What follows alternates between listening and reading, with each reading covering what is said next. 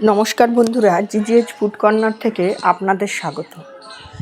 আজ আমি মাসিমণিদের বাড়ি গেছিলাম গ্রামের দিকে, দক্ষিণ চব্বিশ পরগনার ধামুয়া নামক একটা জায়গায়। সেখানে আমি মাসিমণিদের ছাদের গাছের সজনে ফুলের ভিডিও করেছিলাম, সজনে ফুল গাছের।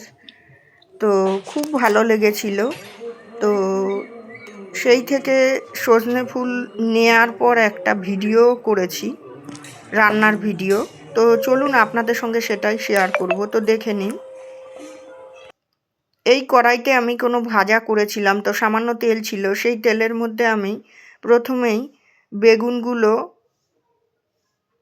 প্রথমে সজনা ফুলগুলো ধুয়ে নিয়েছি, আর এদিকে বেগুন ছক্কার মতো কেটে চেরা কাঁচা লঙ্কা দিয়ে দিলাম। কালো জিরাটা দিতে ভুলে গেছি বলে পরে কালো জিরাটা দিয়ে ভালো করে নেড়ে নেব।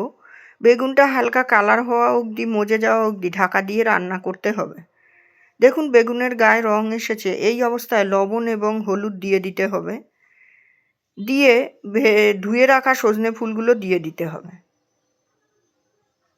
অ্যাকচুয়ালি সজনে ফুলগুলো আনার পর 2-1 দিন হয়ে গেছে দেখে গায়ের একটু কালো কালো হয়ে গেছে, তবে সব সজনে ফুলগুলো ভালো পচেনি। আর ফ্রেশ সজনে ফুলের টেস্ট তো অন্যরকমই হবে, আর এটাও খেতে বেশ দুর্দান্ত হয়েছিল। তো এবার ভালো করে নেড়ে নিন। দেখুন অনেকখানি মজে গেছে, আর আমি লবণ হলুদ তো আগে দিয়েইছি একবার। তো খুব ভালো করে নেড়ে নিতে হবে। আপনারা তো সজনে ফুলের ভাজা বা তরকারি অনেকভাবেই খেয়েছেন, তবে এইভাবে একবার সজনে ফুল করে দেখবেন, স্বাদ একদমই অন্যরকম, দুর্দান্ত হয় খেতে।